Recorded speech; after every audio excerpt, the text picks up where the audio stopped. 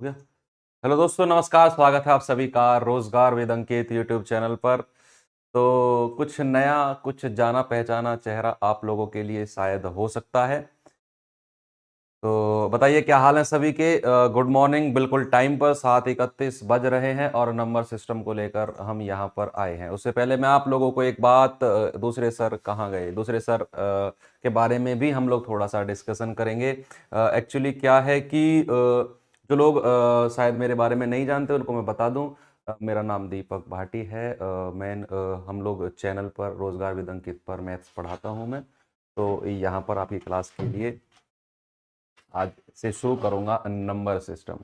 ठीक है। तो एक बात और मैं बता दूं, अंकुर सर जो पढ़ा रहे थे मैथ्स, एक्चुअली क्या है कि वो आगरा से स्ट्रीमिंग कर रहे थे। तो कुछ वॉइस प्रॉब्लम या फिर कुछ टेक्निकल इशू आप लोगों के लिए चल रहा था जो आप लोगों को थोड़ा सा डिस्टर्ब कर रहा था। लेकिन वास्तव में बहुत गजब की फैकल्टी अंकित सर लेकर आए थे, लेकिन टेक्निकल इशू की वजह से कुछ सिस्टम सही से बन नहीं पाया। इसीलिए ये क्लास अब मैं कंटिन्यू करूंगा। ठीक है। बाकी ऐसी कोई दिक्कत नहीं है। अंकित सर जो भी आपके बारे में सोचते हैं बहुत गजब का सोचते हैं। वो ये सोचते हैं कि मैं पेड वालों से ज़्यादा जो हमारे यूट्यूब वाले स्टूडेंट हैं उनको कंटेंट दे दूं। तो ये बात प्रूफ है और आप लोगों को भी पता है। आपको कौन नहीं जानता है। गुरु जी आपसे ही पढ़ना है। बिल्कुल बिल्कुल ठीक है। तो आज से हम लोग शुरुआत करेंगे। एक बार मुझे थम्स अप करके बता देंगे कि क्या आप लोग जग रहे हो। चैन से जगना है तो जग जाइए और चैन से सोना है तो सो जाइए। जगना है तो जल्दी से बता दोगे। 7:33 हो रहे हैं और 98.3 रोजगार विद अंकित से मैं दीपक आप सभी के साथ हूँ। बहुत बढ़िया, बहुत बढ़िया। धन्यवाद धन्यवाद। ठीक है। तो नंबर सिस्टम हम लोग शुरुआत करेंगे आज से। और मेरा ये मानना है कि नंबर सिस्टम अगर हम लोग कर रहे हैं तो सबसे पहले हमको पता होना चाहिए कि नंबर होते क्या है ना। मेरा पर्सनली ये मानना है कि जब तक आपको ये ही नहीं पता कि नंबर क्या होते हैं तो नंबर सिस्टम पे जाने में थोड़ा सा डिफिकल्ट होता है। क्यों? क्योंकि किसी भी घर की अगर नींव कमजोर हो तो घर की जो मकान बनता है वो तो कमजोर बनता ही बनता है। तो मैं आज आपकी नींव मजबूत करूंगा। यानी कि मैं जब भी पढ़ाता हूं या फिर मैं खुद भी अगर पढ़ता था तो सबसे पहले नंबर सिस्टम जब मैंने पढ़ा था या फिर मैंने आगे पहले भी नंबर सिस्टम पढ़ाया है तो सबसे पहले मैं नंबर्स की नॉलेज देता हूं। हालांकि मोस्ट ऑफ द स्टूडेंट आप सभी को नंबर्स के बारे में पता होगा, लेकिन एक सिस्टमेटिक तरीके से नंबर्स को कैसे अरेंज करते हैं, परिमेय संख्या क्या होती है, अब अलग अलग आपको पता है, लेकिन उनको पता है कि ये किसका पार्ट है, ये किसका पार्ट है। आप में से मैं बता दूं, पूरा मैथ पढ़ लीजिए आप। लास्ट में मैं आज की जो एक क्लास है ना, अगर आज की हम लोग क्लास जिसने नहीं पढ़ी है उसको पूरा मैथ आता है, मैं एक सवाल पूछूंगा और वो लिटरली, मैं बता रहा हूं, लिटरली 10 सेकंड के लिए ब्लैंक हो जाएगा। वो लिटरली 10 सेकंड। क्यों? क्योंकि उसने ये क्लास करी ही नहीं है ना। और इस क्लास में से डायरेक्ट क्वेश्चन नहीं आते हैं, लेकिन ये मान लो पूरे गणित का बेस होती है ये क्लास, है ना। हम पूरा गणित पढ़ ले, लेकिन अगर हमें ये ही नहीं पता है कि सबसे छोटी भाज्य संख्या क्या होती है, सबसे छोटी भाज्य संख्या क्या होती है, अगर सबसे छोटी भाज्य संख्या के नाम पर हमारे दिमाग में 2 आता है तो इसका मतलब हमारे दिमाग में अभी जीरो ही जीरो है, कुछ नहीं, है ना। सबसे छोटी भाज्य संख्या क्या होती है? अगर हमारे दिमाग में 2 लिखा हुआ आता है इसका मतलब कि खुशी का ठिकाना नहीं रहा। देखो, अगर सबसे छोटी भाज्य संख्या 4 होती है ना, अगर मैं आपसे पूछने लगूं कि सबसे छोटी परफेक्ट नंबर क्या होता है, सबसे छोटा परफेक्ट नंबर क्या होता है, तो आप मुझे क्या बताएंगे? क्या बताएंगे? अगर आप सबसे छोटा परिपूर्ण नंबर मैं आपसे पूछने लगूं कि सबसे छोटा परिपूर्ण संख्या या परफेक्ट नंबर क्या होता है, क्या आप मुझे बता पाओगे? नहीं बता पाओगे, है ना। बिल्कुल भी नहीं बता पाओगे। बहुत सारे स्टूडेंट नहीं बता पाएंगे, बहुत सारे बता देंगे, लेकिन सबसे छोटा परफेक्ट नंबर परिपूर्ण संख्या 6 होती है। ठीक है। क्यों होती है, किस लिए होती है और कौन सी संख्या होती है, यही हम आज की क्लास में पढ़ेंगे। डायरेक्ट क्वेश्चन इनसे नहीं बनेगा, लेकिन लिंक्ड होकर क्वेश्चन बन जाएगा कि सबसे छोटी परफेक्ट संख्या और सबसे छोटी भाज्य संख्या का औसत ज्ञात करो। और ये क्वेश्चन में आएगा, इतना इजी क्वेश्चन होगा, लेकिन अगर आपको नहीं पता है तो आप उसमें कुछ भी नहीं कर पाओगे। ठीक है। शुरू से मिल गए हो। अरे शुरू से ही तो हूं मैं तुम्हारे साथ, मैं कहा हूं। हाँ बिल्कुल बिल्कुल बिल्कुल बिल्कुल। चलिए एक बार क्लास को सभी लोग लाइक करेंगे और फिर मैं आज की क्लास कंप्लीट थ्योरी बेस्ड हमारी क्लास रहेगी, है ना। आज की क्लास बाकी क्लासों को नोट करो या ना करो, लेकिन मेरी रिक्वेस्ट है आज की क्लास को एक पेज आपका वेस्ट होगा, लेकिन उसमें लिख लो जरूर, चाहे आपसे चीजें आती हैं चाहे आपसे नहीं आती है। 100% लिख लेना, आती हैं तो भी अच्छा है, नहीं आती हैं तो भी अच्छा है, ठीक है। तो यहां पर जो मैं आज आपको बताऊंगा थोड़ी सी हो सकता है, अगर आपको आती है तो रिवीजन हो जाएगा, नहीं आती है तो चीजें आपको सीखने को मिलेंगी। सबसे पहले एक बार मुझे थम्स अप करके वो लोग बताएंगे जो जीडी का पेपर नहीं देकर केवल यूपी पुलिस पर ही फोकस कर रहे हैं, या फिर जिन्होंने जीडी का फॉर्म नहीं डाला है, या फिर जिनका रिजेक्ट हो गया है और अब उन्होंने अपने आप का एम बनाया है कि मैं यूपी पुलिस की ही तैयारी करूंगा, ठीक है। वो लोग मुझे बताएंगे। बहुत सारे स्टूडेंट हैं, बहुत सारे स्टूडेंट हैं, ठीक है। और ऐसे कितने स्टूडेंट हैं मेरे स्टूडेंट जो जीडी के हैं, जिनका जीडी का पेपर आ रहा है और वो भटकती आत्मा की तरह मेरे पास आए हैं यहाँ पर सुबह 7:30 बजे। बताओ ऐसे कितने, कितनी भटकती आत्मा है मेरे दोस्त। कोई बात नहीं, अरे चीजें रिजेक्ट होती है ना, ये मानो कुछ अच्छा होने के लिए चीजें रिजेक्ट होती हैं। आप अगर आपका फॉर्म रिजेक्ट हुआ है, हो सकता है इससे बेटर आपका वेट कुछ कर रहा हो, तो कभी टेंशन नहीं लेनी चाहिए, है ना। चलिए चलो शुरुआत करते हैं ना, क्वेश्चंस के बारे में शुरुआत करते हैं। अगर मैं आपको बताऊं नंबर सिस्टम, है ना। अब नंबर सिस्टम को बताने का मैं शुरू में थोड़ा सा आपको एक अलग डिफरेंट बताता हूं। गांव में एक बहुत फेमस नाम है जो है नंबरदार। नंबरदार नाम ने आपने सुना है सब ना, बोलते हैं ना भाई साहब नंबरदार नंबरदार आपके नाम के पीछे नंबरदार लग जाएगा, ठीक है। तो नंबरदार एक बड़े बूढ़े थे जिनका नाम था नंबरदार। नंबरदार जिनका नाम था, और नंबरदार को इंग्लिश में एक ड्यूड ऐसे बोलते हैं ना, ऐसे उंगली करके बोलते हैं, ड्यूड नाम रखा गया उनका नंबर सिस्टम, है ना। नंबरदार का नाम रखा गया, ड्यूड नाम रखा गया नंबर सिस्टम। उनके हुए दो बेटे। पहले बेटे का नाम था रियल नंबर, जिसको मैंने हिंदी में नाम दिया वास्तविक संख्याएं, संजय दत्त, वास्तव का संजय दत्त। और दूसरा बेटा हुआ काल्पनिक, यानी कि इमेजिनरी नंबर।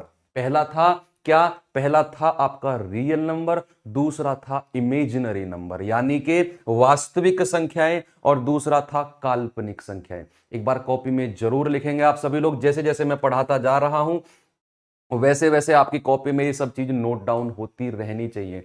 आज की क्लास मैं कह रहा हूं कंप्लीट थ्योरी बेस्ड क्लास होगी, लेकिन आज की क्लास में बहुत कुछ आपको सीखने को मिलेगा। कल से हम लोग शुरुआत कर देंगे अपने चैप्टर्स की, जो कि हमारे नंबर ऑफ जीरो, शून्य की संख्या, number of factors, remainder theorem, क्या स्क्वायर रूट, क्यूब रूट, ये सब तो चलते रहते हैं, लेकिन ये सब भी तो नंबरों का खेल है। जब तक हमें नंबर नहीं पता होगा तो कैसे करेंगे हम इन चीजों को, है ना। तो सबसे पहले क्या है, वास्तविक संख्याएं और काल्पनिक संख्याएं। हुआ क्या, नंबरदार के दो बेटे हुए, वास्तविक संख्याएं और काल्पनिक संख्याएं। अब काल्पनिक वास्तविक संख्या की हो गई शादी, काल्पनिक संख्या इमेजिनरी नंबर के भैया शादी नहीं हुई, और जिसकी शादी नहीं होती उसका किसको क्या बोलते हैं, उसको बोलते हैं, जिसकी शादी नहीं हुई उसको बोलते हैं कुआरा, नहीं बोलते हैं उसको। एक लिमिटेड एज तक कुआरा बोला जाता है, एक लिमिटेड एज के बाद में अगर शादी नहीं होती है ना, तो उसको नाम दिया जाता है रंडुआ। अंकित सर की बहुत फेमस, आपने दो क्लिप 1-1.5 मिनट की वो देखी होगी। तो यहां पर भैया इमेजिनरी रह गया रंडुआ, उसकी हुई नहीं शादी, यानी कि इसकी शादी हुई वास्तविक संख्या की, तो इसकी ट्री बनता चला गया, फैमिली इसकी बढ़ती चली गई, और हमें इसी की ही फैमिली पढ़नी है। और जिसकी शादी नहीं हुई इमेजिनरी नंबर की, उसके बारे में हम क्यों पढ़ें, और जिसके बारे में हम नहीं पढ़े, मेरा कहने का मतलब है कि वो आपके सिलेबस में ही नहीं है। और काल्पनिक नंबर के बारे में थोड़ा सा मैं आपको बता दूं, तो यानी कि जिनका अंडर रूट, यानी कि जिनका नेगेटिव ऋणात्मक वर्गमूल होता है। आप इसको लिखेंगे कि ऋणात्मक ऋणात्मक वर्गमूल, ऋणात्मक वर्गमूल होता है, यानी कि नेगेटिव स्क्वायर रूट होता है। जैसे नेगेटिव अगर मैं दे दूं कि नेगेटिव एक्स, एक्स का मान कुछ भी हो, नेगेटिव एक्स यानी कि इसको एक्स आयोटा, इसको आयोटा नाम दिया जाता है। फिर मैं सीधा सीधा कहूं कि अंदर अगर नेगेटिव संख्या है तो इसको आयोटा नाम दिया जाता है ना भाई। हमारी ऋणात्मक संख्या, सॉरी इमेजिनरी संख्या होती है, कोई मतलब रियल लाइफ से कोई मतलब नहीं होता है उनका। जब उनकी शादी नहीं हुई तो हम रियल लाइफ में क्यों ले उनको। और यहां पर देखेंगे आयोटा का मतलब क्या होता है कि जिनको हम रियल में काउंट ही नहीं करते हैं। आप अपने पिताजी के पास जाएंगे, बोलेंगे पापा मुझे 500 रुपए चाहिए, वो तुरंत निकाल के दे देंगे अगर वो आप पे मेहरबान है। लेकिन अगर आप उनसे बोलेंगे पापा जी मुझे 500 आयोटा नंबर चाहिए, तो पापा जी बोलेंगे बेटा आयोटा तो है नहीं, चायोटा है, चाहिए। क्यों? क्योंकि उनको पता है कि आयोटा तो इमेजिनरी होता है, उसका कोई मतलब नहीं होता है। जैसे मैंने कहा यहां पर माइनस का रूट 2, तो इसको बोलूंगा रूट 2 और बाहर आयोटा आ जाएगा। मैंने कहा माइनस का 4, ये हो जाएगा माइनस का रूट तो हो जाएगा आयोटा और रूट 4 हो जाएगा 2, यानी कि इसको मैं 2 आयोटा लिखता हूं। बस इसके बारे में हमको इतना ही पढ़ना है और कुछ नहीं पढ़ना है। इसकी शादी नहीं हुई, इसकी 5 ईंट रखवा दो, देवता बनवा दो, इसके बात खत्म हो जाएगी यहीं पे इसकी, ठीक है। जो नॉर्थ के लोग होंगे हमारे इधर के वो जानते होंगे देवता क्या होता है। चलो छोड़ो, बाकी लोग छोड़ो, कि यहां पर रियल नंबर्स के बारे में अब हमको पढ़ना है। इन देवता महाराज को हटा दो, इन देवता महाराज को हटा दो, अब रियल नंबर्स के बारे में हम लोग पढ़ेंगे, ठीक है। तो सर जी मुझे नहीं बनना, मेरी करवा दो, ठीक है। तो यहां पर वास्तविक संख्या के बारे में अगर हम पढ़ें तो इसका मतलब होता है कि जिन संख्याओं को मैं नंबर लाइन, संख्या रेखा पर रिप्रेजेंट कर दूं वो मेरी रियल नंबर यानी कि वास्तविक संख्या हो जाती हैं। अब आपके दिमाग में आएगा गुरुजी नंबर लाइन तो बता दो, नंबर लाइन क्या होती है। नंबर लाइन क्या होती है सुनना, नंबर लाइन होती है एक ऐसी रेखा मैंने खींच दी, सेंटर में होता है 0, सेंटर में होता है 0 और इधर जो होती है वो नेगेटिव नंबर होते हैं और जो इधर होते हैं सीधे हाथ पर वो पॉजिटिव नंबर होते हैं। 1 से शुरुआत करो, 2 3 4 और ऐसे करके प्लस का इंफानाइट तक, यानी कि प्लस के इंफानाइट तक चीजें जाएंगी। और इधर जो होगा वो माइनस का 1, माइनस 2, माइनस का 3 और ऐसे कर करके माइनस के इंफानाइट तक चीजें आएंगी, ठीक है।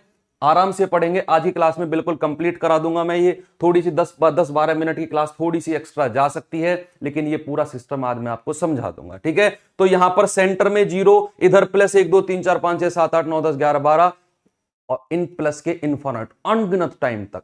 इधर में गया -1 -2 -3 और माइनस के इन्फिनिट तक। अब मेरी बात सुनना, उल्टे हाथ से सीधे हाथ की तरफ जब आप चलोगे ना तो संख्याओं बढ़ती चली जाएंगी, यानी कि उनका मान बढ़ता चला जाएगा। जैसे मैं कहूं कि माइनस का 3 और इधर मैं चल रहा हूं तो माइनस का 2, तो जो माइनस का 2 होगा ना वो माइनस के 3 से बड़ा होगा, क्योंकि तीर इधर की तरफ लग रहा है, इधर संख्याएं बढ़ती चली जाती हैं। मैंने आपसे कहा माइनस का 32 और मैंने कहा माइनस का 1, अब माइनस के 32 से ये तीर चल के माइनस के 1 के पास आया होगा, इसका मतलब माइनस का 1 बड़ा हो जाएगा माइनस के 32 से। ये बात क्लियर है। इसकी डेफिनेशन एक बार लिखेंगे कि जिन संख्याओं को नंबर लाइन पर रिप्रेजेंट किया जा सके वो मेरी वास्तविक संख्या रियल नंबर हो जाएंगे। क्या? कि जिन संख्याओं को, मैंने क्या कहा कि जिन संख्याओं को नंबर लाइन यानी कि संख्या रेखा पर लिखा जा सके वो क्या होती हैं? वो वास्तविक संख्या यानी कि रियल नंबर होती हैं। इसकी क्लियर हो गई। अब इनकी शादी हो गई तो इनके बच्चे भी होंगे।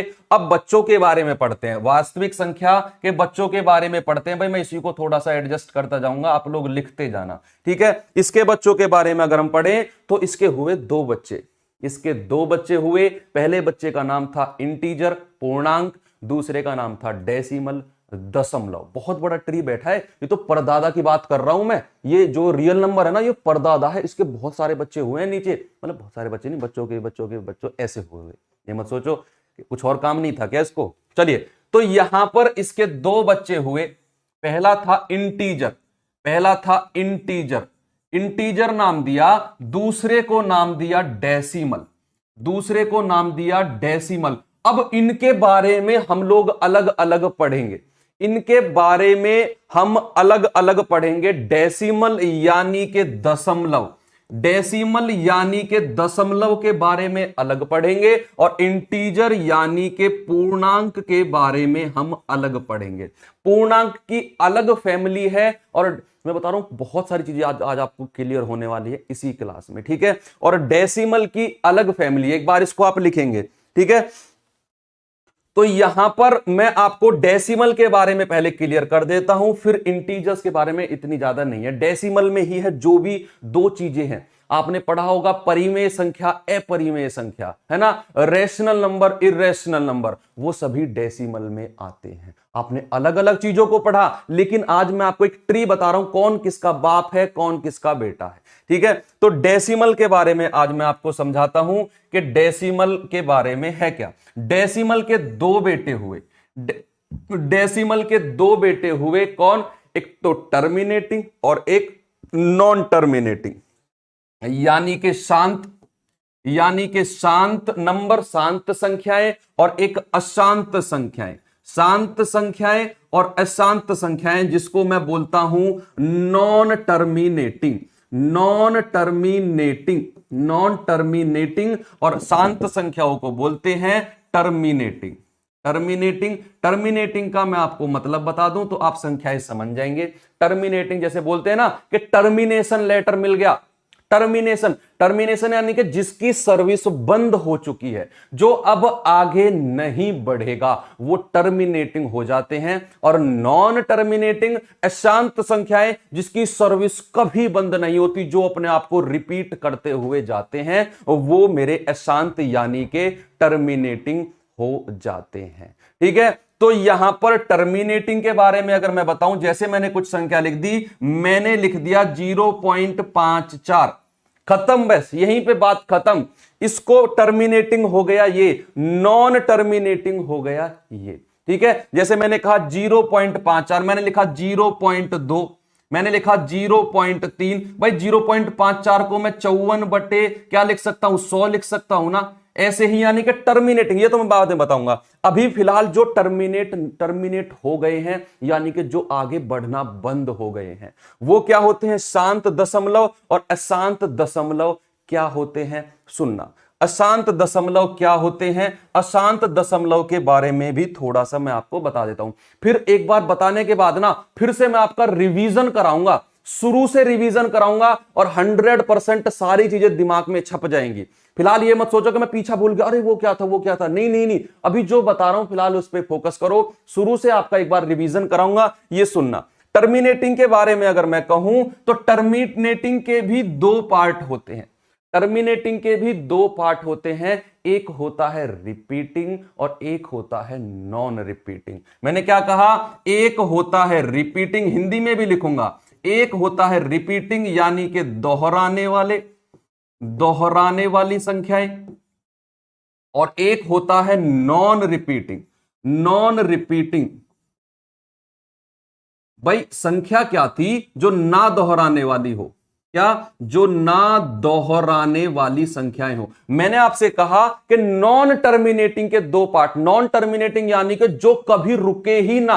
अब नॉन टर्मिनेटिंग में भी दो पार्ट थे, एक दोहराने वाली संख्या और एक ना दोहराने वाली संख्या। दोहराने वाली संख्या क्या होती है, कभी बार का नाम सुना, वो वाला बार नहीं जिसके मतलब करोगे सोचोगे वहीं जहां पे आपकी सोच जा रही है, अबे वो वाला बार नहीं, ऊपर वाला बार, ऊपर वाला बार, वो वाले बार का नाम सुना है कभी, है ना, जिसके ऊपर बार लगा होता है। दो दो ही हो रहे हैं, हाँ भाई दो दो ही बच्चे हो रहे हैं यार, कितने ज्यादा करवाओगे। देखो यहां पर दोहराने वाली संख्या, जैसे मैंने लिख दिया 0.6 और 6 के ऊपर बार, इसका मतलब क्या होगा, 0.6 बार का मतलब क्या होगा कि 6 6 6, ये कितनी बार लिख जाएगा, अनगिनत बार लिख जाएगा। तो ये क्या दोहराने वाली रिपीटिंग नंबर हो गए, रिपीटिंग नंबर हो गए ना। और नॉन टर्मिनेटिंग यानी कि कभी ना रुकने वाले। तो नॉन टर्मिनेटिंग अशांत दोहराने वाली संख्या, नॉन टर्मिनेटिंग रिपीटिंग नंबर, ये हो गए कि नहीं। जैसे मैंने एग्जांपल लिखा 0.67 और इसके ऊपर बार मैंने लिख दिया, तो क्या मैं इसको 67 67 67 लिख सकता हूं अनगिनत बार पॉइंट के बाद, पॉइंट के बाद मैं लिख सकता हूं, यानी कि जिनके ऊपर बार लग जाता है वो क्या हो जाती है, रिपीटिंग नंबर, वो रिपीटिंग नंबर हो जाते हैं। और इन रिपीटिंग नंबर को मैंने एक नाम दे दिया।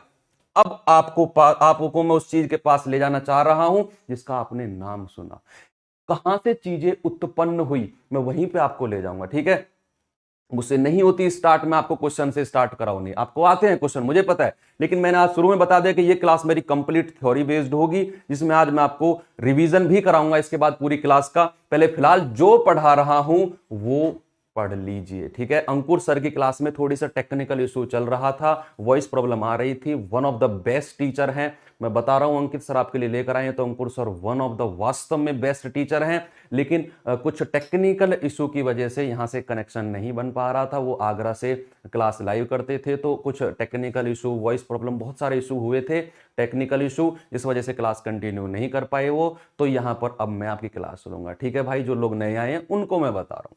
तो यहां पर इनको मैंने क्या कहता हूं मैं, पॉइंट जो बार वाली संख्या होती है, क्या मैं उनको P बाई क्यू की फॉर्म में लिख सकता हूं, है ना भाई। ये 6 बार है, पॉइंट 6 बार है, क्या मैं इसको 6/9 लिख सकता हूं, 6/9 लिख सकता हूं ना इसको मैं। ये अभी क्यों लिखूंगा वो हम उसमें पढ़ेंगे जब दशमलव पढ़ेंगे। ये 0.67 बार है, इसको 67/99 लिख सकता हूं मैं, है ना। यानी कि जो रिपीटिंग नंबर होते हैं, दोहराने वाले नंबर होते हैं, उनको मैं P बाई क्यू यानी कि A/B की फॉर्म में लिख दूंगा। और जिन संख्याओं को A/B की फॉर्म में लिख देंगे उनको मैंने एक नाम दे दिया, क्या, उनको नाम दे दिया मैंने रेशनल नंबर, उनको नाम दे दिया रेशनल नंबर, यानी कि परिमेय संख्या। क्या, परिमेय संख्या, परिमेय संख्या। तो भैया जो मेरे रिपीटिंग दशमलव होते हैं ना, जो रिपीटिंग दशमलव होते हैं, जो रिपीटिंग दशमलव होते हैं, उनको P बाई क्यू की फॉर्म में लिख सकते हैं। और अगर P बाई क्यू की फॉर्म में लिख सकते हैं तो वो रेशनल नंबर यानी कि परिमेय संख्या हो जाएंगी। इसकी डेफिनेशन लिख लेंगे कि जिन संख्याओं को हम P बाई क्यू की फॉर्म में लिख सकते हैं, क्या, कि जिन संख्याओं को हम P बाई क्यू की फॉर्म में लिख सकते हैं। इसका रिवीजन कराऊंगा और क्लियर होगा। फिलहाल एक एक पॉइंट जो समझा रहा हूं उस पॉइंट पे फोकस करो। फिलहाल मैं आपको परिमेय समझा रहा हूं तो परिमेय पे फोकस रखो। P बाई क्यू की फॉर्म में लिख सकते हैं, P बाई क्यू की फॉर्म में लिख सकते हैं, P बाई क्यू की फॉर्म में लिख सकते हैं, लिख सकते हैं।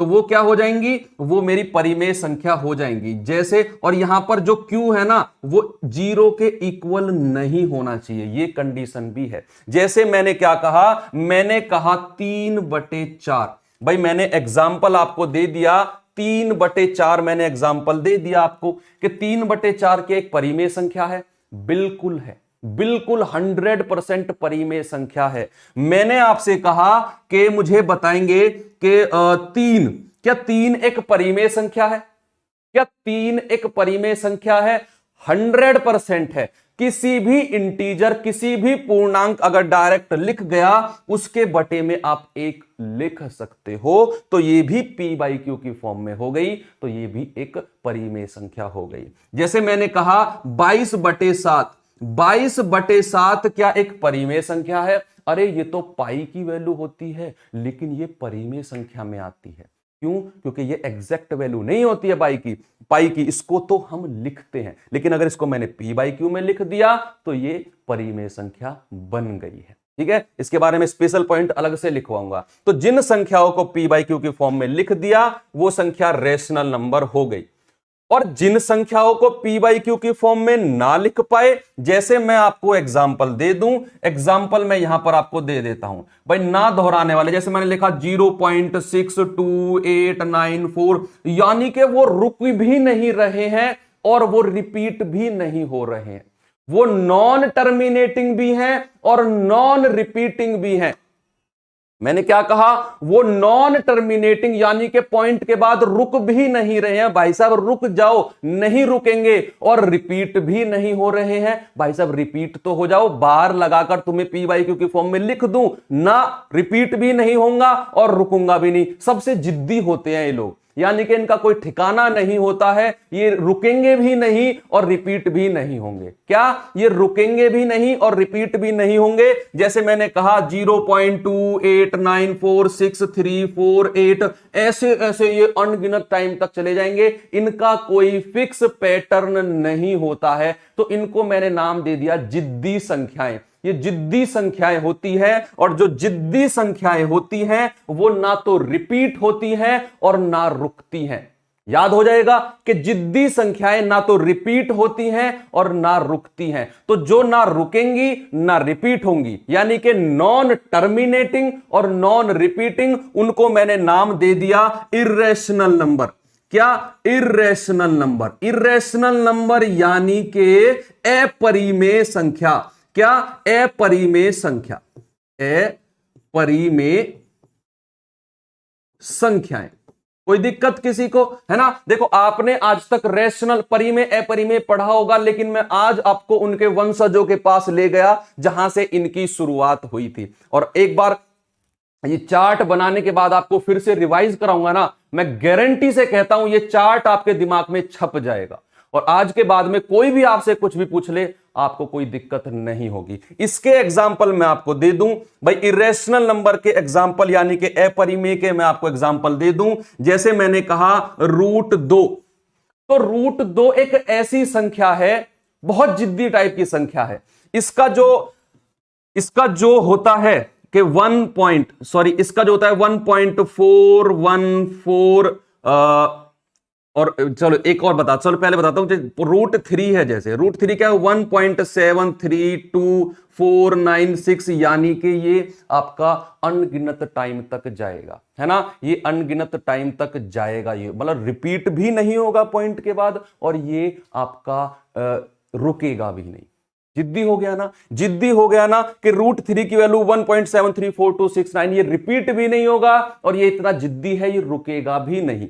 तो यहां पर जैसे मैंने कहा √2, तो 1.414325 ऐसे वो रिपीट होता चल, नॉन रिपीटिंग नॉन टर्मिनेटिंग। मैंने कहा √7, ठीक है? तो ये कुछ ऐसी संख्या है जो ना तो रिपीट होंगी और ना ही वो रुकेंगी, तो इनके एग्जाम्पल यानी कि अपरिमेय संख्या। लेकिन एक एग्जाम्पल और देता हूं। मैंने लिखा यहां पर पाई, अब कहोगे गुरुजी क्या कह रहे हो, इसकी वैल्यू 22/7 होती है, वो तो आपने रेशनल बना दी और पाई को इरेशनल रख दिया। हां, क्यों? 22/7 एग्जैक्ट वैल्यू पाई की नहीं होती है। एग्जैक्ट वैल्यू जो पाई की होती है वो होती है 3.14, और यहां पर ये चीजें आगे 3.142369 ऐसे ये repeat, non repeating non terminating होती चली जाती है।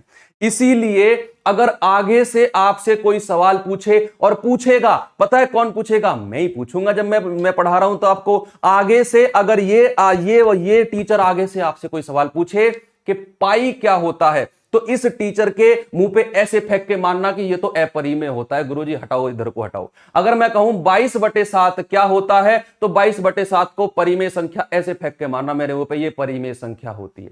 22/7 परिमेय क्यों लिख दी? क्योंकि भाई ये PYQ की फॉर्म में लिख गया। और पाई अपरिमेय क्यों लिख दी? क्योंकि पाई का मान 3.142679 ऐसे करके होता है, इसीलिए पाई को मैं अपरिमेय में लिखता हूं। डेसिमल की फैमिली खत्म हो गई, डेसिमल की फैमिली खत्म हो गई। अब हमें पढ़नी है किसकी फैमिली? अब हमें पढ़नी है इंटीजर की फैमिली। इंटीजर के पास चलते हैं भाई साहब। डेसिमल देखो कहां से हमने शुरुआत की थी, डेसिमल की हमने डेसिमल की शुरुआत कहां से की थी?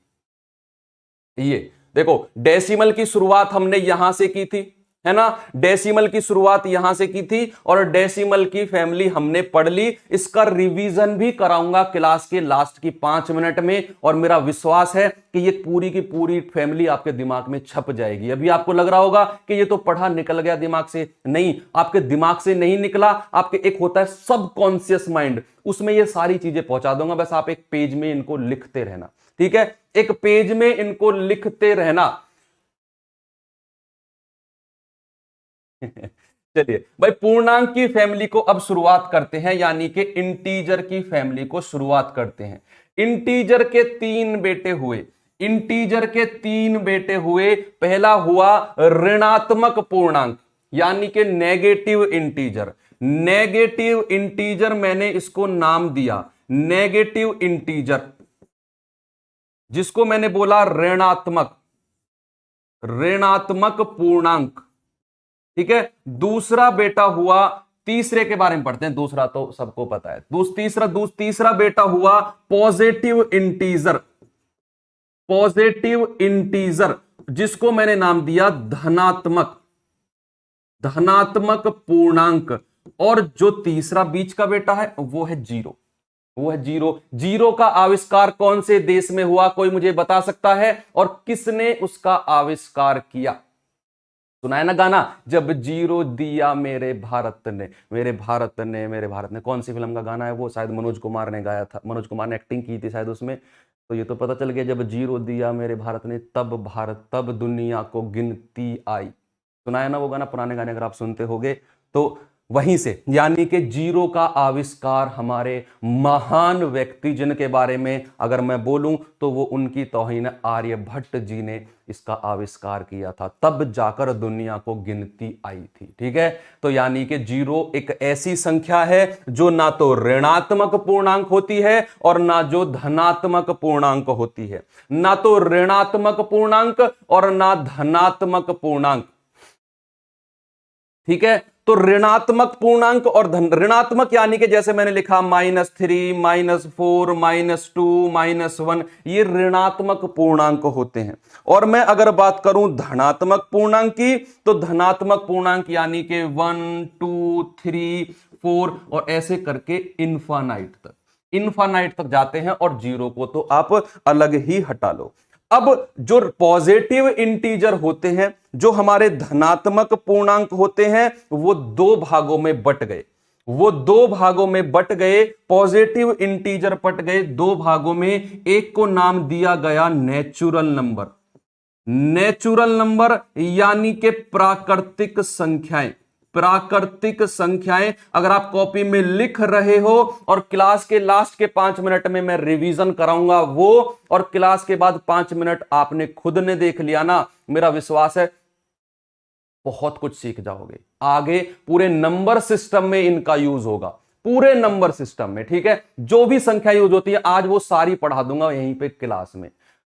नंबर सिस्टम शुरू करने से पहले मैं थ्योरी क्लास 100% करता हूं। ठीक है, चाहे आपको इंटरेस्टिंग लगे, बोरिंग लगे, मैं इंटरेस्टिंग बनाने की कोशिश करता हूं, इसीलिए ताकि आपको बोरियत फील ना हो। ठीक है, तो नेचुरल नंबर, दूसरा नाम दिया होल नंबर, होल नंबर यानी कि पूर्ण संख्याएं, पूर्ण संख्याएं। तो एक होता है नेचुरल नंबर यानी कि प्राकृतिक संख्याएं, एक होता है होल नंबर यानी कि पूर्ण संख्याएं। बस थोड़ा सा फर्क है क्या, कि नेचुरल नंबर होते हैं वो एक से शुरू होते हैं, यानी कि जो संख्याएं एक से शुरू होकर, एग्जाम्पल लिखोगे समझ में आ जाएगा, एग्जाम्पल ही लिख लो। एग्जाम्पल यानी कि जो संख्याएं एक से शुरू होकर और जो अनगिनत टाइम तक जाती हैं वो हमारे नेचुरल नंबर हो जाती हैं, वो हमारे नेचुरल नंबर हो जाती हैं। Imaginary number are rational number और नॉट। क्या बात कर रहे हो यार तुम लोग, अभी तो मैंने आपको बताया इमेजिनरी नंबर शुरू में तो पढ़ाया था, जिसकी शादी नहीं हुई थी, है ना, तो वो तो इस फैमिली के है ही नहीं, वो तो अलग हो गए ना। तो यहां पर यानी कि 1, 2, 3, 4 नेचुरल नंबर प्राकृतिक संख्याएं। और दूसरा मैं बात करूंगा होल नंबर, यानी कि अगर मैं इनमें जीरो भी लगा दूं, प्राकृतिक संख्याएं अगर मैं जीरो से शुरू कर दूं तो वो क्या हो जाएंगी, वो मेरे होल नंबर यानी कि पूर्ण संख्याएं हो जाएंगी। वो क्या हो जाएंगी, वो पूर्ण संख्याएं हो जाएंगी। ये चीज आपको क्लियर है? बस ये मान लो खत्म होने वाला है ये सारा सिस्टम, ये सारा सिस्टम खत्म होने वाला है। अगर यहां तक एक बार क्लियर है तो एक बार मुझे थम्स अप करके बताएंगे आप लोग। ठीक है, एक बार मुझे थम्स अप करके बताएंगे कि चीजें क्लियर हैं। जीरो होल नंबर है, बिल्कुल होल नंबर है। ठीक है, जीरो ना तो पॉजिटिव, याद रखना, कोई आपसे कहे कि जीरो ऋणात्मक पूर्णांक है या धनात्मक है, पॉजिटिव इंटीजर है या नेगेटिव, कभी मत बोलना, क्योंकि वो इसका तीसरा भाई है। पूर्णांक के 3 बेटे हुए, एक ऋणात्मक, एक धनात्मक और एक जीरो। तो बोलना उससे कि भाई एक काम कर, सवाल चेंज कर दे, क्योंकि जीरो ना तो ऋणात्मक पूर्णांक है और ना धनात्मक। क्यों? जीरो में आप माइनस रखो, जीरो के साथ प्लस रखो, वो जीरो ही रहेगा। ठीक है, वो जीरो ही रहेगा। इसीलिए जीरो ना तो, स्टार बना के लिख लो कि जीरो ना तो ऋणात्मक पूर्णांक है और ना धनात्मक पूर्णांक है। Zero is not a positive integer, zero is neither a positive integer nor a negative integer. ठीक है, तो ये चीज क्लियर हुई। अब चलो थोड़ा सा मैं और आपको इसके बारे में बताता हूं। भाई यहां पर ये थोड़ा सा ट्री खत्म हो गया, अब इसके बारे में थोड़े से मैं अलग अलग चीजें आपको बताता हूं। नेचुरल नंबर, नहीं नेचुरल नंबर के बारे में और थोड़ा सा पढ़ लेते हैं। नेचुरल नंबर में भी दो चीजें आई, नेचुरल नंबर में भी दो चीजें आई। एक आया प्राइम नंबर, एक आया प्राइम नंबर जिसको मैंने नाम दिया अभाज्य संख्याएं, जिसको मैंने नाम दिया अभाज्य संख्याएं। कुछ होते हैं ना, जैसे प्राइम नंबर की मैं तुम्हें डेफिनेशन बताऊंगा। भाई मान लो आपके घर में कोई रिश्तेदार आए, आपके घर में चाय पत्ती खत्म हो गई, आप पड़ोस में जाते हो चाय पत्ती लेने के लिए, जी चाची थोड़ी सी चाय पत्ती दे दो, हमारे घर रिश्तेदार आए, चाय पत्ती खत्म होगी। तो मतलब दिल पे मत लेना, पड़ोसी कुछ ऐसे होते हैं, चाहे उन घर में इतना बड़ा चाय पत्ती का डिब्बा रखा हो, अरे भैया अभी तो खत्म हुई है हमारी चाय पत्ती भी। तो ये वही होते हैं, ये वही चाची होती हैं जिनके घर में चाय पत्ती तो होती है लेकिन वो चाय पत्ती देती नहीं है। क्यों? चाय पत्ती दे देंगे तो पता नहीं क्या उनका बिगड़ जाएगा। तो ये चाची वही होती हैं प्राइम नंबर यानी कि अभाज्य संख्या। ये बताऊंगा कैसे। तो ना, दूसरा मैंने नाम दिया कंपोजिट नंबर, दूसरा मैंने नाम दिया कंपोजिट नंबर। कंपोजिट नंबर, ये वही कंपोजिट नंबर है जब चाची ने मुझे चाय पत्ती नहीं दी तो फिर मैं गया किसी और के घर, तो उन्होंने हमें चाय पत्ती दे दी। तो ये वही कंपोजिट नंबर होते हैं और कंपोजिट नंबर को मैं नाम देता हूं भाज्य संख्याएं। क्या मैं नाम देता हूं? भाज्य संख्याएं। अब इनके बारे में थोड़ा सा पढ़ लेते हैं। भैया जो चाची ने चाय पत्ती नहीं दी थी, अभाज्य संख्या मतलब कि जिनका कोई गुणनखंड नहीं होता, यानी कि जो किसी से मतलब रखते ही नहीं है। भाई साहब ना तो हम तुमसे चाय पत्ती लेंगे ना हम तुम्हें चाय पत्ती देंगे, यानी कि हम अपने आप में ही ठीक है, जिनके कोई गुणनखंड नहीं होता है। या फिर लिख लो जिनके केवल दो गुणनखंड होते हैं, एक तो एक और एक वो खुद, किसी से कोई मतलब नहीं होता उनका, यानी कि जिनके केवल दो गुणनखंड होते हैं। रिवीजन भी कराऊंगा, मैं बार बार कह रहा हूं ताकि आप मुझे बताएं, समझें और लास्ट में रिवीजन के टाइम पर रुके रहें। जिनके केवल दो गुणनखंड होते हैं, जिनके केवल दो गुणनखंड होते हैं, एक तो एक और एक वो खुद, एक तो एक और दूसरा वो खुद, देसी भाषा में लिख लो, एक तो एक और दूसरा वो खुद, है ना, वो हो जाते हैं प्राइम नंबर। जैसे मैं एग्जांपल दूं, मैंने यहां पर लिखा, आप उससे पहले एग्जांपल से पहले चीज लिख लो कि सबसे छोटी अभाज्य संख्या क्या होती है। आप मुझे जल्दी से कमेंट बॉक्स में बताएंगे मेरे लिखने से पहले। सबसे छोटी अभाज्य संख्या, सबसे छोटी अभाज्य संख्या क्या होती है? जल्दी से मुझे बताओ। सबसे छोटी अभाज्य संख्या होती है 2। सबसे छोटी अभाज्य संख्या होती है 2 और 2 सबसे छोटी अभाज्य संख्या भी होती है। और अगर क्वेश्चन में पूछे कि सबसे छोटी अभाज्य सम संख्या, सबसे छोटी या फिर केवल एकमात्र अभाज्य सम संख्या कौन सी होती है, आप इसके साथ लिख भी लो कि केवल एकमात्र अभाज्य सम संख्या भी 2 ही होती है। केवल एकमात्र अभाज्य सम संख्या भी 2 ही होती है। 2 वो संख्या है जिसका ना तो किसी से चाय पत्ती लेने का मतलब और ना किसी को चाय पत्ती देने का मतलब, यानी कि केवल ये 2 संख्याओं से कटेगी। एक तो ये 1 से और एक ये खुद यानी कि 2 से। इनके अलावा ये किसी से नहीं कटेगी, इनके अलावा कोई गुणनखंड इसके है ही नहीं, है ना। मैं और एग्जांपल लिखूं, मैंने लिखा 3। क्या 3 को काटने वाली 1 और 3 के अलावा कोई संख्या है? नहीं है ना। ऐसे मैंने लिखा 5, मैंने लिखा 7, मैंने लिखा 11, मैंने लिखा 13। ये वही संख्या है जिनके कोई फैक्टर नहीं है, एक और अपने अलावा। ठीक है, अब मैं बात करूंगा कंपोजिट नंबर यानी कि भाज्य संख्याओं की। मैं बात करूंगा कंपोजिट नंबर यानी कि भाज्य संख्याओं की, तो लिख लेना कंपोजिट नंबर के बारे में जिनके कम से कम 3 फैक्टर हो, या फिर जो अभाज्य संख्या ना हो वो भाज्य संख्या होती है। जो अभाज्य संख्या ना हो वो भाज्य संख्या होती है। भाई जरूरी सी बात है, जो अभाज्य संख्या, जो अभाज्य ना हो वो भाज्य संख्याएं होती हैं, या फिर जिनके कम से कम 3 गुणनखंड होते हैं। लिख लेना, कम से कम 3 गुणनखंड होते हैं, कम से कम 3 गुणनखंड होते हैं। जैसे मैंने, आप उससे पहले लिख लो, मुझे बताओ जल्दी मेरे लिखने से पहले कि सबसे छोटी भाज्य संख्या क्या होती है।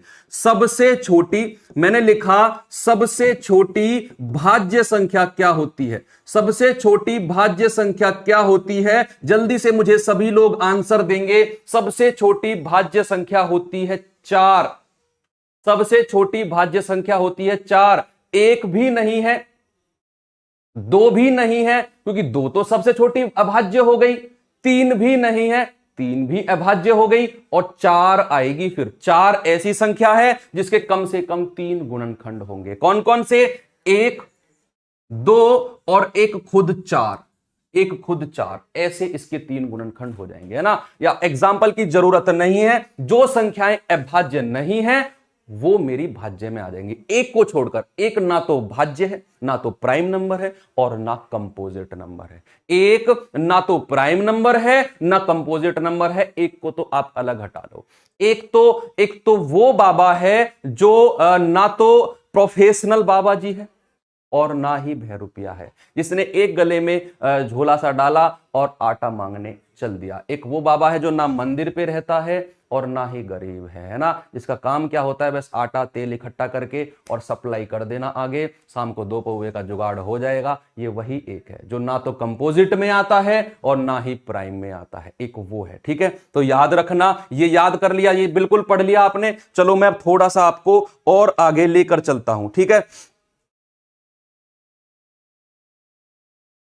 ओके, अब मैं आपको थोड़ा सा और बताता हूं, इसको बारे में रिवीजन बाद में करेंगे। इंटीजर के 2 पार्ट और होते हैं। इंटीजर की दूसरी शादी भी हुई थी, पता है आपको? नहीं पता ना। इंटीजर की दूसरी शादी भी हुई थी, उससे इसके 2 बेटे हुए थे।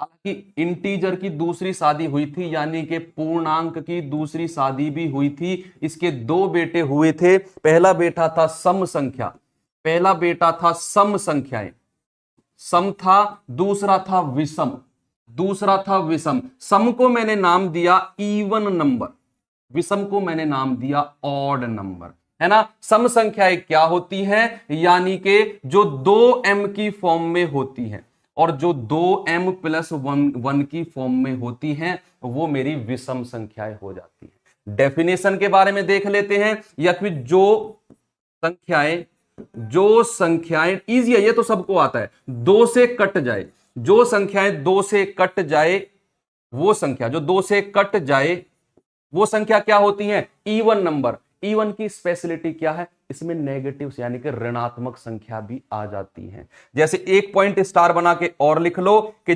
0 एक सम संख्या है, 0 एक सम संख्या है, 0 एक सम संख्या है। एग्जाम्पल मैं लिख दूं -4, भाई 2 से कट जाएगा, -2, 2 से कट जाएगा, और 0 को तो मैंने कहा ही है, और फिर 2, 4, 6, ऐसे ये संख्या सम संख्या हो जाएंगी, ठीक है। इंटीजर तेज निकला सर, हाँ तुम भी निकलो तेज भाई। विषम संख्या क्या होती है? जो 2m+1 की फॉर्म में लिखी जाती है। m का कुछ भी मान रख दो, कोई भी नेचुरल नंबर, कोई भी प्राकृतिक संख्या m का मान रख दो, इस वाली फॉर्म में जो भी आएगा विषम संख्या ही निकल के आएगी, ठीक है। यानी कि जो 2 से नहीं कटती हैं, जो 2 से नहीं कटती हैं, वो विषम संख्या हो जाती है। जैसे 1 से शुरुआत होगी, 3, 5, 7, और नेगेटिव में भी -1, -3, -5, और ऐसे कर करके विषम संख्या आपने पढ़ ली। लेकिन विषम और सम संख्याओं के कुछ रूल्स हैं, इनके कुछ अपने सिद्धांत हैं। क्या है? सुनना। विषम और सम संख्याओं के अपने कुछ सिद्धांत हैं, और वो सिद्धांत मैं आपको बताता हूं। आप लोग मुझे बताएंगे, मैं यहां पर लिख देता हूं कि अगर मैंने सम को मैं ऑड लिख देता हूं। अगर मैंने ऑड सॉरी, सम को मैं E1 लिख देता हूं। अगर मैंने E1 प्लस E1 लिखा, E1 प्लस E1 संख्या को जोड़ा, सम प्लस सम संख्या को जोड़ा, तो कौन सी संख्या बनेगी? मैंने अगर जोड़ा ऑड प्लस ऑड, विषम प्लस विषम संख्या को जोड़ा तो कौन? जल्दी से मुझे सभी लोग सोचकर बताएंगे। मैंने जोड़ा एक E1 में एक ऑड संख्या जोड़ दी तो क्या बनेगा? बताएंगे सभी लोग मुझे, तो क्या संख्या बनेगी? अगर मैं E1 प्लस E1, अगर मैं E1 प्लस E1 को जोड़ देता हूं तो एक E1 संख्या ही बनती है। अगर मैं E1 प्लस E1 संख्या को जोड़ देता हूं तो एक E1 संख्या ही बनती है। अगर मैं दो विषम यानी कि दो ऑड संख्या को, भाई जोड़ना या घटाना कुछ भी आप कर सकते हो, या तो जोड़ सकते हो या घटा सकते हो। अगर मैंने दो विषम संख्या को जोड़ा तो भी मुझे सम संख्या मिलेगी, समझे? या तो आप दो सम संख्या को जोड़ो तब भी सम संख्या मिलेगी, दो विषम संख्या को जोड़ो तब भी सम संख्या मिलेगी। लेकिन लेकिन लेकिन अगर आपने एक सम और एक विषम संख्या को आप जोड़ते हो तो हमेशा आपको एक ऑड संख्या यानी कि विषम संख्या मिलेगी। आपको एक ऑड संख्या यानी कि विषम संख्या मिलेगी। कॉपी में लिखते रहना, जिंदगी भर के लिए ये बहुत आपके लिए इंपॉर्टेंट साबित होने वाली है। आज की क्लास स्पेशल, आज की क्लास के लिए मैं जोर दे रहा हूं कि कॉपी में इसको जरूर लिखना, ठीक है? बस थोड़ी सी 10-5 मिनट की क्लास और रह गई है, फिर रिवीजन करते हैं, बहुत आराम से रिवीजन करते हैं, ठीक है? अब एक संख्या आती है आपकी को प्राइम नंबर, जिसको सह अभाज्य संख्याएं बोलते हैं। लिखना स्टार बना के को प्राइम नंबर, को प्राइम नंबर, यानी कि मैं इंग्लिश में भी लिखवा रहा हूं, जो लोग इंग्लिश वाले हैं वो भी लिख सकते हैं ना। सह अभाज्य संख्याएं क्या होती हैं? सह अभाज्य संख्याएं होती हैं दो संख्याओं का जोड़ा जिनका HCF 1 हो, यानी कि संख्याओं का जोड़ा जिनका HCF 1 हो, संख्याओं का जोड़ा जिनका HCF 1 हो। HCF 1 का मतलब आप समझे? HCF 1 का मतलब होता है गुरुदेव जिसमें से कुछ भी कॉमन ना निकले, जिसमें से कुछ भी कॉमन ना आए, वो होता है हमारा सह अभाज्य। जैसे मैंने लिखा 3 और 5, क्या ये सह अभाज्य संख्या है? क्या इनमें से आप कुछ कॉमन निकाल सकते हो? नहीं निकाल सकते हो। जैसे मैंने लिखा 9 और 17, क्या इनमें से कुछ कॉमन निकाल सकते हो? नहीं निकाल सकते हो। इनका HCF भी 1 होगा, HCF केवल 1 ही कॉमन आ सकता है। ये दोनों हमारे को प्राइम होंगे। लेकिन जैसे मैंने लिखा 9 और 12,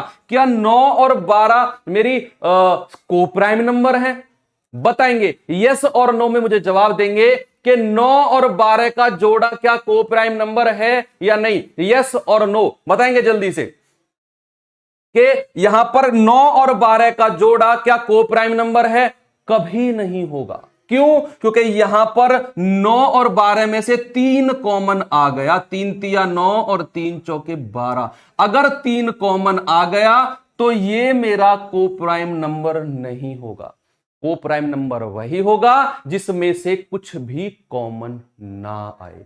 को प्राइम नंबर के बारे में पढ़ लिया, अब थोड़ा सा पढ़ लेते हैं दूसरे नंबर के बारे में। क्या कि थोड़ा सा मैं बता देता हूं कि परफेक्ट नंबर क्या होते हैं। शुरू में मैंने डिस्कशन थोड़ा सा मैंने बोला था इसके बारे में कि परफेक्ट नंबर यानी कि परिपूर्ण संख्या क्या होती है। परिपूर्ण संख्याएं क्या होती हैं? तो लिखेंगे इसके बारे में कि सभी गुणनखंडों को किसी संख्या के आप गुणनखंड बनाओ, किसी संख्या के आप गुणनखंड बनाओ, उस संख्या के गुणनखंडों को जोड़ो, अगर उसी संख्या के बराबर आ गए तो वो परफेक्ट नंबर होता है। परफेक्ट नंबर से हालांकि क्वेश्चन नहीं बनता है, आपको नॉलेज होनी चाहिए क्योंकि मैं आपको नंबर्स पढ़ा रहा हूं। जैसे कि मैं आपको पहले एग्जांपल बताता हूं, फिर मैं इसकी डेफिनेशन लिखवाऊंगा। जैसे मैंने लिखा 6 लिखा, 6 के गुणनखंड 1 से शुरुआत करो, यानी कि वो संख्याएं जो 6 को विभाजित कर दें, तो 1 तो आएगा ही आएगा। सबसे छोटा गुणनखंड 1 होता है किसी भी संख्या का, 1। फिर 1 के बाद 2, क्योंकि 2 तिया 6, ये भी काट देगा। फिर 3 दूनी 6 और फिर खुद 6, यानी कि ये हो गया। आपको क्या करना है कि लास्ट वाली संख्या जो खुद वही संख्या होती है उसको तो काउंट नहीं करना है। उसको तो काउंट करना ही नहीं है। अगर बाकी बचे गुणनखंडों का योग, अगर बाकी बचे गुणनखंडों का योग संख्या के बराबर आ गया तो वो एक परिपूर्ण संख्या, परफेक्ट नंबर हो जाएगा। होगा ना कि 3 2 5 और 1 6। भाई मैंने क्या कहा, 3 2 5 और 1 6, ये तो संख्या के बराबर आ गया तो 6 एक परिपूर्ण संख्या हो जाएगी, 6 एक परफेक्ट नंबर हो जाएगा। और लिखो स्टार बना के कि जिन संख्याओं के गुणनखंडों का योग उस संख्या को छोड़कर वही संख्या होता है। अपनी लैंग्वेज में लिखोगे, मैंने आपको एग्जांपल बता दिया वो तो आप लिख लेना, लेकिन जो मैं स्टार बना के लिखवाऊंगा वो जरूर लिखना कि सबसे छोटी परिपूर्ण संख्या, smallest perfect number, smallest perfect number, सबसे छोटी परिपूर्ण संख्या जो होती है वो 6 होती है। सबसे छोटी परिपूर्ण संख्या होती है 6। ठीक है, ये क्वेश्चन डायरेक्ट भी पूछा जा सकता है। परिपूर्ण संख्या के बारे में बहुत कम लोग पढ़ते हैं, लेकिन आपको पढ़ना चाहिए। ठीक है, मैं यहां पर 2-3 परिपूर्ण संख्या लिखवा देता हूं। ठीक है, मैं 2-3 परिपूर्ण संख्या लिखवा देता हूं कि 6 है, एक 28 है और एक 496 है, एक 496 है। सवाल इसके ऊपर बन चुका है कि 3 अंकों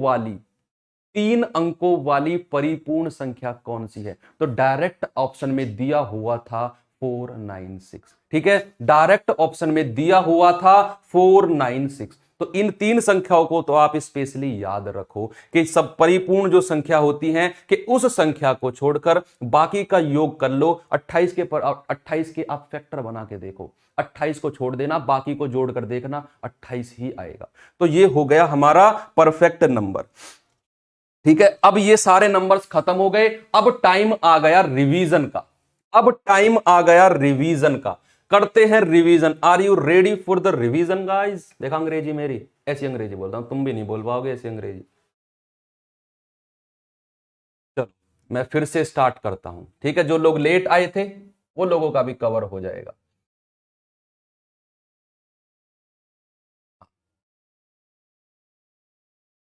क्यों ना करे कर रहा है। चलो ठीक है, एक बार आप इसको देखेंगे। मैं एक घूंट डीजल डाल लू, मतलब पानी पी लू। देखो मैंने सबसे पहले बताया एक पिताजी थे, सबसे बड़े बुजुर्ग थे घर में, जिनका नाम था नंबरदार। नंबरदार के 2 बेटे हुए। नंबरदार यानी कि नंबर सिस्टम के 2 बेटे हुए। पहला बेटा था रियल नंबर, ठीक है, बेटा था रियल नंबर, दूसरा था इमेजिनरी नंबर, यानी कि वास्तविक संख्या और काल्पनिक संख्या। ठीक है, काल्पनिक संख्या यानी कि जिसकी शादी हुई ही नहीं और जिसकी शादी नहीं होती, बच्चे उसको क्या बोलते हैं? उसको बोलते हैं रंडुआ, है ना। यानी कि इसकी शादी नहीं हुई तो ऋणात्मक वर्गमूल होता है जिसके अंदर नेगेटिव होगा, यानी कि आयोटा वाली संख्या हमारी क्या हो जाएंगी? ये हो जाएंगी इमेजिनरी नंबर। दूसरी संख्या I real number. Real number की शादी हो गई, भैया कहां से हुई शादी? वो आप लोग खुद सोचना कहां से रियल नंबर की शादी हुई होगी, क्योंकि मैं तो शादी में जा नहीं पाया था। ठीक है, तो यहां पर रियल नंबर्स और रियल नंबर, जिन संख्याओं को नंबर लाइन पर लिखा जा सके वो हमारी रियल नंबर होंगी। इसके 2 बेटे हुए, इसके 2 बेटे हुए, एक इंटीजर और एक डेसिमल। एक इंटीजर और एक डेसिमल। डेसिमल के भी 2 बेटे हुए, एक टर्मिनेटिंग एक नॉन टर्मिनेटिंग, शांत और अशांत। हमने पहले नॉन टर्मिनेटिंग के बारे में पढ़ा कि नॉन टर्मिनेटिंग भी 2 तरह के थे, रिपीटिंग दोहराने वाले और ना दोहराने वाले। जो दोहराने वाले थे वो बार, जिनके ऊपर बार लग जाता है वो टर्मिनेटिंग, यानी कि नॉन टर्मिनेटिंग रिपीटिंग। और अगर मैंने उनको पी बाई क्यू की फॉर्म में लिख दिया तो मैंने उनको रैशनल नंबर, परिमेय संख्या का नाम दिया। और नॉन रिपीटिंग यानी कि जिनको मैं, जो ना तो सबसे जिद्दी टाइप होते हैं, ना तो रुकते हैं, ना रिपीट होते हैं, उनको मैंने नाम दिया अपरिमेय। ठीक है, उनको मैंने नाम दिया अपरिमेय। फिर मैंने बात की किसकी? इंटीजर की। फिर मैंने बात की इंटीजर की, पूर्णांक की। तो जो पूर्णांक होते हैं, जो पूर्णांक होते हैं वो 2 बेटे, 3 बेटे हुए, ऋणात्मक पूर्णांक, धनात्मक पूर्णांक और जीरो। जीरो का आविष्कार आर्यभट्ट जी ने किया। ऋणात्मक पूर्णांक नेगेटिव वाले, धनात्मक पूर्णांक के 2 बेटे हुए, एक नेचुरल नंबर और एक होल नंबर। नेचुरल नंबर में जीरो नहीं होता, होल नंबर में जीरो होता है, ठीक है। और फिर नेचुरल नंबर के भी दो बेटे हुए, एक प्राइम नंबर, एक कंपोजिट नंबर। प्राइम नंबर वही चाची है हमारी, हमारी नहीं आपकी, वही चाची, हमारी तो बहुत अच्छी है, वही चाची है हमारी, वही चाची है आपकी जो चाय पत्ती नहीं देती है, ठीक है। जो चाय पत्ती नहीं देती है यानी कि जिसका किसी से कोई मतलब नहीं होता है, जिसका किसी से कोई मतलब नहीं होता है, वो या तो एक से कटती हैं या फिर अपने आप से कटती हैं। जैसे मैंने लिखा कि सबसे छोटी प्राइम नंबर, सबसे छोटी अभाज्य संख्या 2 होती है। मैंने लिखा कंपोजिट नंबर, भाज्य नंबर, जो अभाज्य नहीं वो भाज्य होते हैं। सबसे छोटा कंपोजिट नंबर 4 होगा, जिसके कम से कम 3 फैक्टर होंगे, ठीक है। इतना हम लोगों ने पढ़ा। इतने पढ़ने के बाद में भैया नेगेटिव इंटीजर के बारे में पढ़ना ही नहीं था, ठीक है। फिर हमने पढ़ा परफेक्ट नंबर। नहीं, परफेक्ट नंबर से पहले हमने कुछ पढ़ा कि भैया ऑड और इवन क्या होता है। जो 2 से कट जाए वो ऑड, जो 2 से ना कटे वो, सॉरी, जो 2 से कट जाए वो इवन, जो 2 से ना कटे ऑड। तो ये सब चीजें बाकी आपने पढ़ी कि अगर मैं इन दोनों को जोड़ूं तो ये सब चीज आप एक बार पढ़ लेना, ठीक है। अंकित सर आ रहे हैं, आपको कुछ बताना चाहते हैं, तो सभी लोग एक बार जुड़ जाइए।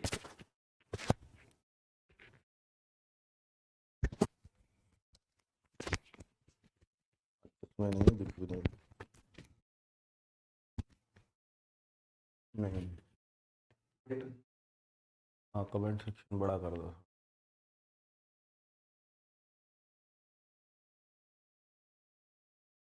हाँ ठीक, और बड़ा करो, नहीं दिख रहा। हेलो बच्चों, नमस्कार। कैसे हैं आप सब लोग? बच्चों, ये क्लास आपने देखी, शुरू के 3 दिन क्लास आपकी डिस्टर्ब रही वॉइस प्रॉब्लम की वजह से। बच्चों, आपके लिए टीचर तो बहुत मस्त लेके आया था, बट बच्चों वॉइस प्रॉब्लम ऐसी थी, टेक्निकल समस्या वहां से रही, आगरा से क्लास नहीं हो पा रही थी कंटिन्यू। और लगातार 3 दिन देखने के बाद आज चौथे दिन ये डिसीजन लिया कि दीपक सर कराएंगे। और आज से ये मैथ्स बच्चों, जिसने पहली 3 क्लास नहीं करी अब भूल जाओ। अब आपका मैथ्स एकदम बेसिक से शुरू होने वाला है। आज से हुआ भी है। आज पूरा बेस बता दिया है आपको नंबर्स का, क्योंकि जब नंबर सिस्टम पढ़ते हैं तो नंबर्स क्या होते हैं उसके बारे में आपको समझा दिया गया है। कल से क्वेश्चन से शुरू होंगे और अब आप देखोगे कि बच्चा कि मैथ्स आपको कोई चीज ही नहीं लगेगी, इस बात का हमारा आपसे दावा है। क्योंकि बच्चों, मैं दीपक सर में भी वही अपनी छवि देखता हूं कि जिस तरीके से, जिस बेस से मैं पढ़ाता हूं, उसी बेस को लेकर के चलते हैं दीपक सर। इसीलिए इनको ये क्लास अब दी गई है, बहुत सोचने समझने के बाद। बच्चों, मैथ्स की आपकी टेंशन एकदम छूमंतर हो जाएगी, इस बात का मेरा दावा है। मैथ्स आपका 18 से लेके 20 क्वेश्चन आते हैं आपके एग्जाम में। ये केवल एक पेपर के आधार पर नहीं कह रहा हूं। पिछले, अगर मैं यूपी पुलिस 41,520 में हुए 7 पेपर को देखूं, अगर बच्चों 7 पेपर क्यों, क्योंकि री एग्जाम भी हुआ था, 4 शुरू में 3 री एग्जाम में, 7 पेपर 49,568 में हुए 4 पेपर को देखूं, 4 शिफ्ट में एग्जाम हुआ तो बच्चा 11 पेपर, और जेल वार्डर में भी शायद हमारे 4 पेपर हुए, तो करीब 14-15 पेपर के एनालिसिस के आधार पर मैं ये बातें कह रहा हूं। तो बच्चों, ये 18 से 20 क्वेश्चन ही पूछे गए हैं। आपका मैथ्स रिटर्न में 38 का होता है, नोटिफिकेशन में 38 का आएगा, लेकिन एक्चुअल में वो 20 का होता है, क्योंकि जो सिलेबस है मैथ्स का उसमें रीजनिंग डाली हुई है। तो रीजनिंग आपकी 37 के बजाय 55 या 57 नंबर की हो जाती है। तो रीजनिंग की क्लास भी इंपॉर्टेंट है, लेकिन बच्चा मैथ्स को 18-20 का समझ के स्किप करता है, जबकि एक क्वेश्चन 2 नंबर का है। तो बच्चों, आपको भी पता है 40 नंबर 40 मार्क्स कितना बड़ा रोल प्ले कर सकते हैं। इसको छोड़ना नहीं है, इसको अच्छे से धोना है। ये बेटा पूरे पूरे मार्क्स आपको दे करके जाएगा। बच्चे, मैं आपसे बस इतना ही चाहता हूं कि आप इस क्लास में सिर्फ लगातार बने रहो। बहुत सारे बच्चे सिर्फ एक बात पूछते हैं, बहुत सारे, और बच्चों मुझे पढ़ाने भी नहीं देते। मैं शाम को टीचिंग का बैच ले रहा हूं, उसमें लगातार एक ही डिमांड करते रहते हैं कि सर न्यू पेड बैच कब आएगा, तो बच्चे मैं आज इस बारे में बोलने आया हूं मेनली। क्या पेड में और इसमें कुछ फर्क है क्या? बच्चों एक ही बात है। और एक बच्चे ने तो यहां तक धमकी दे डाली आज कि सर हमें जिंदा देखना है तो आप एक सब्जेक्ट जरूर लेना, मुझसे यह कह रहा है। तो बच्चों तो कुल मिलाकर मैं एक सब्जेक्ट 100% लूंगा, इसकी आप बिल्कुल भी टेंशन मत लो। और ये कब लूंगा? जब भी न्यू पेड बैच आएगा। एक भी हो सकता है, दो भी हो सकते हैं। मेरे अपने सब्जेक्ट मैथ, रीजनिंग, हिंदी हैं, तीनों ही। ठीक है बच्चों, तो अगर मैं बोलूं तो न्यू पेड बैच, तो बच्चों ऐसी धमकियां मत दिया करो। तो न्यू पेड बैच बेटा वैकेंसीज आने पर ही आएगा, ये मैं आपसे वादा कर चुका हूं, मैं इसको नहीं बदलूंगा। वैकेंसीज के आने पर।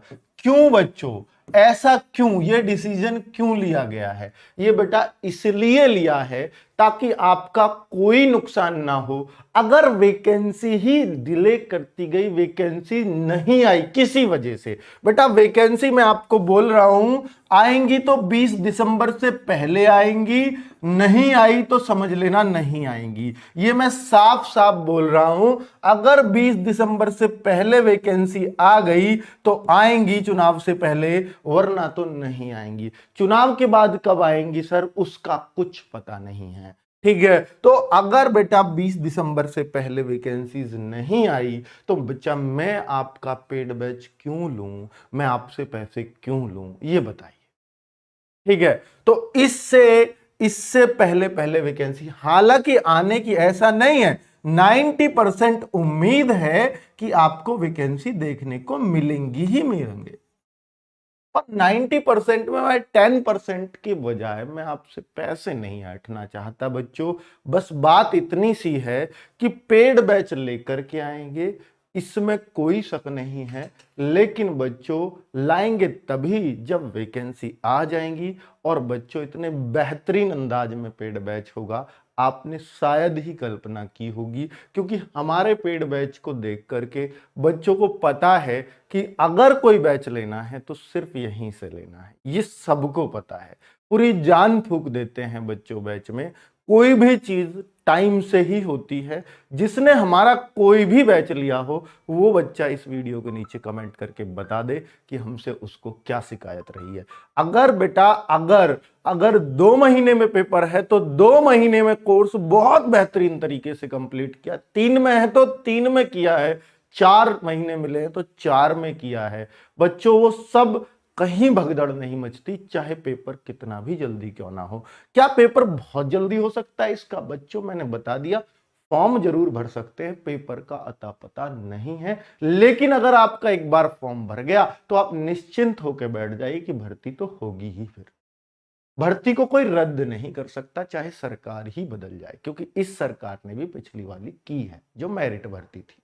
ठीक है बच्चों, तो इसलिए आपको टेंशन नहीं लेनी है। अब क्या करें सर, फिलहाल क्या करें? फिलहाल आप क्या करो बच्चों, फिलहाल आप क्या करो? फिलहाल सिर्फ एक काम कर लो बच्चों, सिर्फ एक काम, कि आपकी सिर्फ मैं 4 क्लासेस ले रहा हूं, बहुत ज्यादा टाइम वेस्ट आपका नहीं हो रहा है। 4 क्लासेस 4 घंटे मैं क्लासेस लगा रहा हूं बच्चों। इनके अलावा प्लस जो सेल्फ है, जो सेल्फ स्टडी है, 1 घंटा जो मैथ्स की क्लास है कम से कम 1.5 घंटा घर पे दो। और बच्चा जो रीजनिंग की क्लास है उसको 1 घंटा घर पे दो। और जो जीएस और हिंदी की क्लास है बेटा, जीएस और हिंदी को 1 घंटा दोनों को मिलाकर फिलहाल दे दो। लेकिन अब मैं आपको टोटल आवर्स बताऊं तो बच्चे 4 घंटे मुझे सेल्फ स्टडी आपसे चाहिए, 4 घंटे हमारी क्लास। अगर आप 8 घंटे, एकदम फ्रेशर भी हैं, एकदम फ्रेशर ही मान के चलना चाहिए जब भी हम कई नई तैयारी कर रहे हैं। और कुछ बच्चे ऐसे होंगे जो सिर्फ 12वीं क्लास करके आ गए हैं। तो बच्चों बस मैं आपसे कहूंगा ये 4 क्लासेस लेते रहना, जो प्रैक्टिस जितनी मैं आपको घर के लिए बोल रहा हूं उतनी करते रहना। ये 8 घंटे, 4 घंटे क्लास के और 4 घंटे सेल्फ स्टडी के, 8 घंटे दे लेना। 26,744 में ये जो 44वां है ना, ये जो 44वां है, ये हर बच्चा ये मान सकता है। देखिए 26,700 43 को अलग छोड़ो, ये जो एक बची, ये हर बच्चा मान लेना कि ये मैं हूं। ये एक जो बची, हो सकता है इस एक में आप सबसे पहले हो सकता है सबसे लास्ट का, पर इतना वादा करता हूं कि एक आप होगे इसमें। लेकिन बच्चों, उसके लिए जो आपसे कह रहा हूं, जो इंस्ट्रक्शंस आपको दे रहा हूं, इतना कर लेना। यूपी पुलिस का क्या रिजल्ट रहा है ये मुझे चिल्लाने की जरूरत नहीं है। आपके घर में, परिवार में, निकट संबंधियों में कोई भी लगा हो पूरे गांव में, तो एक बार जरूर पूछ लेना। अगर ऑनलाइन तैयारी की होगी उसने, तो ये पूछ के जरूर जाना कि कहां से की थी। बस आपको पता चल जाएगा कि उस बच्चे में हमारा योगदान था या नहीं था। बस जरूर पूछना बच्चों। अगर उसने ऑनलाइन तैयारी की थी तो मैं पिक्चर में था या नहीं। उस टाइम टीम नहीं थी, सिर्फ मैं अकेला था। तो पूछ करके देखना कि मुझसे कुछ सहयोग मिला था या नहीं। आपको पता चल जाएगा कि हम क्या हैं। उस टाइम मैं था, अब हम हैं। तो बच्चों, इसका आपको फर्क दिख जाएगा। और बच्चों, क्योंकि पिछली बार 49,000 थे तो मैं अकेला था, बहुत सारी वैकेंसीज थी। अब मेरे जैसे 4-5 और हैं जो आपको पढ़ाएंगे, क्योंकि वैकेंसीज 26,000 हैं। तो बच्चे तैयार हो जाइए, आपको लगवाने के लिए प्रण लेकर के आए हैं। और बच्चे, वो पूरा होकर ही रहेगा। वैकेंसीज आएंगी, पेड बैच भी आएगा, बिल्कुल निश्चिंत रहिए। अभी आपको कुछ खरीदने की जरूरत नहीं है। मैं कह रहा हूं कि फ्री पढ़िए, 8 घंटा स्टडी करिए, किसी भी बैच से सबसे अच्छे रहोगे। ओके बच्चों, नमस्कार।